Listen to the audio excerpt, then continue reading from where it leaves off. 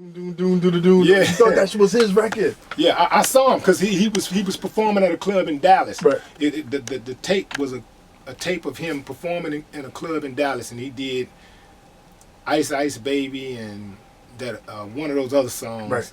That was a big song. That's for a him. crazy That story. second song Right. that was for him. That's crazy. But story. I sat in the office. I watched that video and I said, sign him. Right. I said you should sign him. So, what was your relationship with James? With Jay, like, man? Like, when did you meet him? The way me and Jay met was through my barber. Right. We had the same barber. We're both from Fifth Ward. Okay. You know, so Jay was from one side, like the park that they claimed on that side was called Tuffley Park. Right. And the park that I claimed, from my side, was Sweeney Park. Okay. In the bottom. So my barber used to always tell me that I should sign with Rap a Lot because Jay got the money and I got the talent. And he had one of those, what they call it, tracheotomy? Yeah, like one of those Yeah. like. Well, yeah, and he would talk like this. Say, man, you and Jay, y'all need to get together. Was that breath getting on the back of your neck, man? No. I would have said something. Right. That's your throat breath, my dude. No, he's like, man, y'all need to get together. Right. Y'all need to get together and make music, man. I got, you got the talent. Right. And he got the money. Right. Y'all put that together. Y'all make this music, man. Y'all blow up and then make a movie and put me in it. That was his thing. That was his thing. He wanted to be in a movie. Yeah, so when did you for about a year, Right. he rolled me about this because every time that I would come to the barbershop, he would tell me how people were saying that I was getting off on people at the club Right. the prior Sunday. So finally, I just gave him my phone number to give to Jay. And I seen Jay in the barbershop a couple of times, while I was there. And he just come in and, get his cut and then walk out. And I did the same thing. Right. And I was like, I ain't saying nothing to him. Shit, he know who I am. You knew who he I'm was. Willie D. He know. He been in the club while I was in the club. Right, He seen me smashing these bars. He want me to sign him to come to me. Yeah. Like I'm ignorant, man. Talk to me like a goddamn man. Yeah, I'm arrogant and shit. I'm stupid like some of these other cats are today. Right. Thinking that this man need me. You know what I'm saying? I guess we did in a way need each other, Right. but he had money, I didn't. Right. So I probably needed him more. Of course. So, but I didn't catch it early on, man. And I finally gave him. Thank God I gave Harvey my number, and Jay called me in a couple weeks. I came in, I did an audition, slammed it, and he gave me a contract. And I initially signed a solo deal. Right. Because you didn't want to be in a group, right? No, I didn't want to be in Why the groups. not? Just because of all of the different conflicting personalities, the turmoil that groups face, the egos. I seen all the great groups break up. And Even that early. See, I don't like doing, if I do something, I want to be committed to it. Right. I don't like saying, you're my friend and then I just stop fucking with you. Right. I ain't no wishy-washy type dude. I'm very, very loyal. You got to do some dirty shit to me for me to just really, really stop messing with you. So how did it go from you being a solo artist to the Ghetto Boyz? Jay asked me to write some songs for Ghetto Boyz. Right. The group that was the original Ghetto Boyz were already formatted. He asked me to write some songs. And the name was already there. He came up with the name. The name was already there. They had already did a single and put out an album. Right. And it was time to put out a new album. album. Popping at the time? It had some success, some regional success. So it was time to put out a new album. And he wanted me to write a couple songs for the new album. Right. I was already writing on my solo album. Right. And he was like, I want you to write something for the Ghetto Boyz. So I wrote it. I wrote Do It Like a Geo and Let Her Hope Your Hope. Right. He was like, yeah, that's what I'm looking for. So he wanted to take the group in a different direction. Right. And the other cats wasn't really feeling it. Was it too hard for them? Let a hoe be a hoe was too hard for them because they had girlfriend and wife. Oh, so they was like, they had those shackles on them. Yeah, well, I don't really want to know if say it was Shaq. But they had those limitations that they couldn't go past that, or they didn't feel comfortable going past. I mean, they had certain standards. I Right. mean, that was their standard. Right, It was right. like well, Johnny C was like, I'm not doing this type of rap. Right. Period. And I gotta respect him for that. Of course. And Jukebox was going to actually be in the group.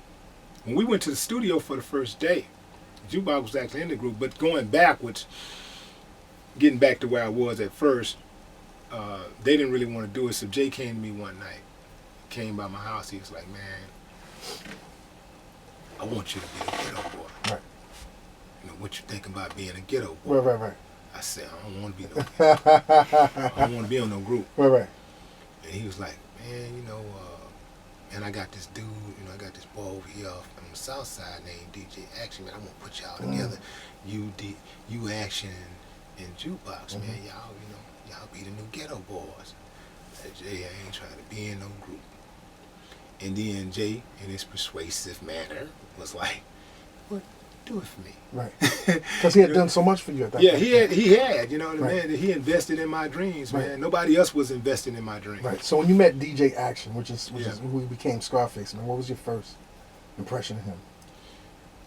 My first impression was that he had it. I Right. mean, he had the skills to. I was like, I felt comfortable that we could handle it. Right. I was like, because I was heard what Jukebox was doing, and I knew what I could do, and then I heard the original version of the song Scarface, Mm-hmm. and that was the first thing that I heard from him. Right. And damn, what was that other song he had? It was another song he had too. I said, yeah, he got it. He Got it, right. Yeah, he got it. Let's go. Right. So I felt confident that we could take care of business. What happened As- to Jukebox as- then? With the night of, first night of recording, Jukebox quit the group because he had some personal issues. Right. So when Jukebox quit the group, now we down to a two-man crew. Right. And we're writing around the clock, we're recording, and this is like maybe a day later or something like that, day or two later. Bill is sitting in the studio drinking a 40-ounce, rapping Public Enemy. Yes, Right. the rhythm, the rebel. Now, Without a pause, I'm lowering my level, and a light comes on in my head, and I'm like, man, let's put Bushwick in the group. was it his size? Was it his his whole thing, like the style, his rhymes, It was his personality, and the fact that he was, you know, challenged height wise. Well, it really wasn't the style. It was strictly the fact that he was rapping Public Enemy.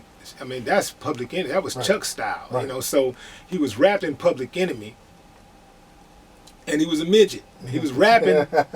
He was rapping, and he was spitting. You know, even though it was somebody else's stuff, he was spitting, and he was a midget. And I was like, that's a good gimmick. You but ain't in never my seen mind, no midget, no rap. I was like, yeah, you know, I was like, I'd never seen a midget rapping before. Right, right. So I thought that would be something good to give us an edge, Right. give us an angle. or like we said, I don't. A It was gimmick. but the Yeah, gimmick, it right. was a gimmick, and when I spoke on it, everybody started laughing. Right. They didn't believe. And I was like, yeah, they didn't. because they didn't believe in him. Yeah, they didn't. Right. I was like, nah. What the hell was he doing in there? He was just hanging out. Right. See, Bushwick initially was a dancer for the Ghetto Boys. Right. So he's on that first album cover. Right. But he was a dancer. He was not an official member or like a rapper. Right. So when I seen him, I was like, no. Everybody started laughing. I was like, no, man, I'm serious. You know, let me write something for him. I say, you know, I say, no offense, Bill, but if I saw a midget rapping, you know, I'd be tripping like a motherfucker. You would stop. Yeah, I say that's gonna make them look at us, but let me write them something, and I'm gonna make the motherfuckers take him seriously. Right. You know, so I took him downstairs into the breakfast area, and I was like, man, I asked him some questions about himself, and I embellished it with what I thought it might be like to walk in his shoes, and I came up with Size Ain't Shit. 3 days later, Bill recorded it, and he nailed it. He nailed it. And that's how he became a Ghetto Boy. Right, And that's how he crazy. became a rapper. That's crazy. Now, listen, man. Like we know that your pen game is crazy, but in a group with dynamic, like ginormous images like Scarface and Bushwick, what was your role, man? I mean, my role, man, was really the dude that was the the political thinker in the Right. group. I was the guy that was like, okay, what are the issues? Right. What are out there? What are the hot button issues going on? Let's talk about that shit. And then when it came as far as stylistically, I was a loud dude. I'm gonna shout my way through Run this DMC. shit. Yeah, I'm the loud dude. I'm gonna shout my way LL through Cool this J. shit. And Bill role was to be, you know, the humorous guy, The you know, clown. comic relief, Right, the right. clown. Right. And Brad role was to be the smooth, cool, laid back dude. Right. And if you watch for years, we played it exactly like that, Mhm. and they continued to play it like that. But I modified my style somewhat, to take my shit to another level. Right. But and not to say that what they had going for them wasn't not working, and still and does not work today. But just for me, I just felt like it was time for me to switch it up, Right. because I thought that I could do better. Of course. Yeah. Yo, how did y'all, the greatest rap records of all time, you already know, was Mind Playing Tricks on it. Like, that's the record that when I heard it, I was like, oh, shit. Right. Like, Houston, to me, like, Houston has arrived. Right. Like, how did y'all create that record, man? Like, how'd you come up with your lyrics, man? Yeah. First of all, Brad brought the song to the table. Right. He got the idea from his grandmother. His grandmother would always say, when she lose something, she said, my mind playing tricks on me. So he took that, a light went off, and came on, and he wrote like 3 verses Right. to the song. He wrote the first 3 well, not the first 3 verses. He wrote the first. Well, he had the song basically was written, Right. and when Jay heard the song, he was like, this need to be a Ghetto Boyz song, because Right. he had actually wrote it for himself. himself. Right. And Jay was like, this needs to be a Ghetto Boyz song, and look, let's put Willie D on here. Right. So I went in the studio and I wrote my verse to the song. So he ended up with the first verse. That's why he ended up with 2 verses. Right. Because he rapped the first verse, I came in, then he came in on the second one, and he gave Bill The last one. the third, Right. the fourth verse. Yeah. Yeah. Did you ever think, man, like, number one, that record is so big, the hook is big, but, like, looking back, man, like, your lyric, man, you know what I'm saying? I got big money. I drive big cars. Everybody Make know big me. money, drive big cars. Is Yeah. You know what I'm saying? It's like Yeah. I'm a superstar. Like that record has been not only sampled, but like the Clips made a song about that. Like Yeah. big. You know what I'm saying? Like you know what I'm saying? Like the Game got, like, you inspired so. What was it about that other people had to get a piece of that, man? Like, were you surprised that so many people sampled that, man, and created their own songs Yeah, for your lyric? Yeah, I was, because first and foremost, to do that back in the day would have been considered biting. Right. So I never would have thought somebody would have recorded it. Right, but so many But- times. Yeah, but the thing is that today that's considered to be an honor. Right. And that's the way I see it. I'm honored that these dudes would hear, something that came out of my head. These monsters of rap, okay? Right. And to take something that came out of my head and recreate it and put it in their And keep own, it fresh still, man. and put it in their own in their own form, and rappers are still doing it today. Not just in the United States; it's all over the world. We're making clearances for that song, and specifically those words that I actually spit. Right. It's a beautiful thing, but I had no idea. I didn't even know Mind Playing Tricks was anything special. Really? I can't lie. When I didn't know how to pick songs Right. back then. I know how to pick a song now. Right. I'm real good at it now. But back then, my whole idea, and even to this day, when I go into the studio, I don't go in the studio to make a hit song. I never try to make a hit record. I go in the studio to make a classic record. Right. And the difference is that the hit record is determined by purchases. It's Purchases determined. and the time It's determined by how many people go to the store and buy it. Right. A classic is determined by time. A classic is timeless, because you got hit records that nobody play anymore. Right. Nobody cares about. Nobody has ever even heard. But Mind Playing Tricks stands the test of All time. my kids People know hear that it through record. the years. Like, it's my kids, one of my Yeah, it's favorite Mind songs. Playing Tricks. It's Let a Hoe Be a Hoe. a It's Hoe Be a Read Hoe. These Nikes. Yes. It's Bald Head Hoes. Right. It's World is a Ghetto. I mean, it's on and on and on. These are classic songs that no people can never, that are going to be in the annals of hip hop history, music history. Right. So my idea when I make my process is to go in, and if I'm talking about socks, I'm finna make the coldest damn sock song you ever heard, and I'm gonna make sure I cover all the bases about socks. Right. Anything you can think of, I'm finna cover it. I'm gonna make the sock anthem. Right. So I go in to make the classic.